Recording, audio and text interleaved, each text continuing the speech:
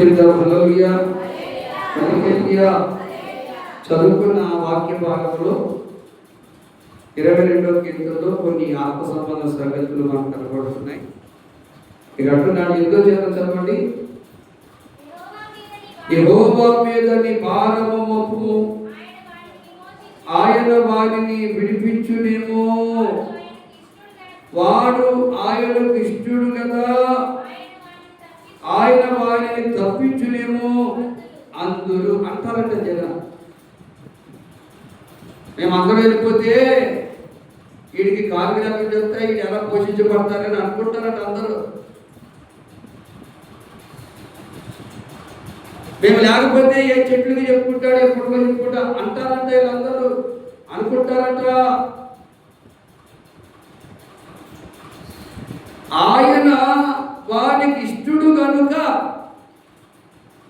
చదవనమాట.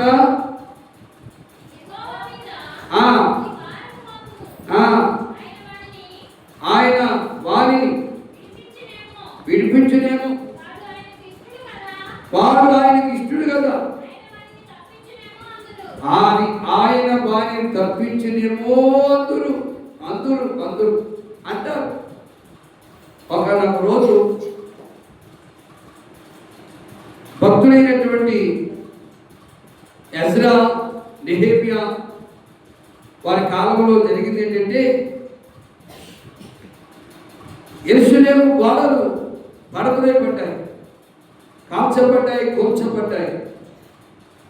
ఆ గోడలు కట్టడానికి మళ్ళా నెహెమ్యా పూనుకొని ప్రార్థన చేస్తూ ఉన్నాడు. ప్రార్థన చేస్తున్నప్పుడు అంత పని చేయాలంటే తన వల్ల కాదు, నా వల్ల కాదని తెలుసుకున్న నెహెమ్యా ప్రార్థన చేసుకుని బయలుదేరి వెళ్ళాడు రాజుగారి దగ్గరికి. ద్రాక్షారసముకి అందించే ఉద్యోగం.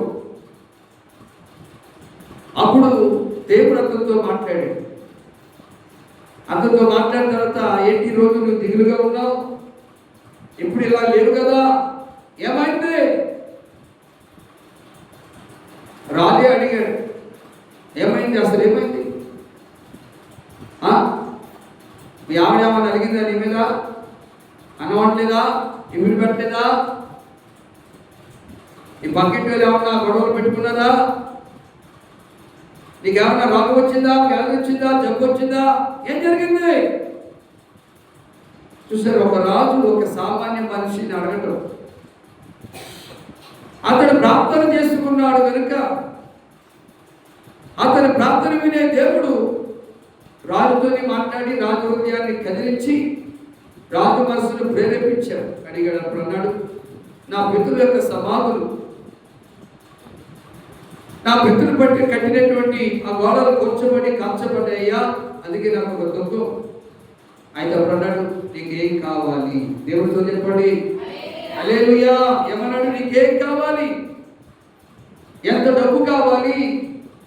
ఎంత వెండి బంగారాలు కావాలి? ఎంతమంది పని వాళ్ళు కావాలి?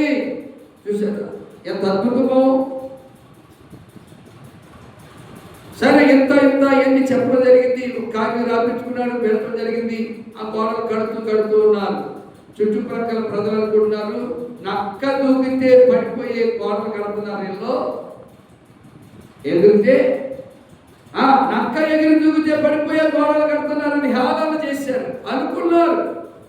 ఇప్పుడు కూడా ఏమనుకుంటారంట చదవడం మాట,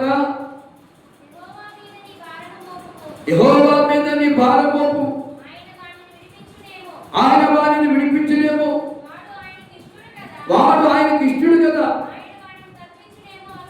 ఆయన వారిని తప్పించునేమో అందరూ అందరూ. ఆయన వారికి ఇష్టడు కదా. మనము దేవుడికి ఇష్టడుగా ఉండాలి తప్ప మనుషులకు ఇష్టడుగా కాదు.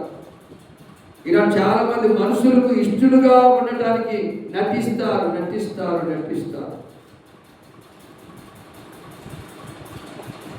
దేవునికి ఇష్టలుగా మనం ఉండాలి. మనుషులకు ఇష్టలుగా ఉంటే ఏదైనా ఇస్తారేమో, ఏదైనా పెడతారేమో, ఏదైనా సహాయం చేస్తారేమో అని చాలా మంది మనుషులకు ఇష్టలుగా నటిస్తారు. రానున్న కాలంలో కూర్చోబడతారు, నటించగలరు. ఈనాడు చాలా మంది వాళ్ళు నటిస్తున్నారు.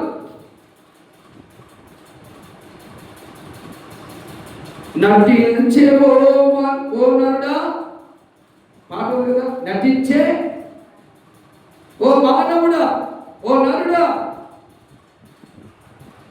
దేవుడి దగ్గర నీ నటనలు పనికిరావు. దేవుడి దగ్గర నీ నటనలు పనికిరావు. ఈనాడు అలాగే ఉన్నారు. కానీ అందుకే కీర్తనగాడు ఏమంటున్నాడు, వాడు అతనికి ఇష్టడు కనుక ఆయన ఒకవేళ రక్షించలేమో తప్పించలేమో అందురట. తప్పకుండా తప్పిస్తాడండి, తప్పకుండా రక్షిస్తాడండి. దేవుడి ప్రజలుగా చూడండి, తెలుగు లేఖన భాగంలో పరిశుద్ధాత్మ దేవుడు చెప్తున్న మాట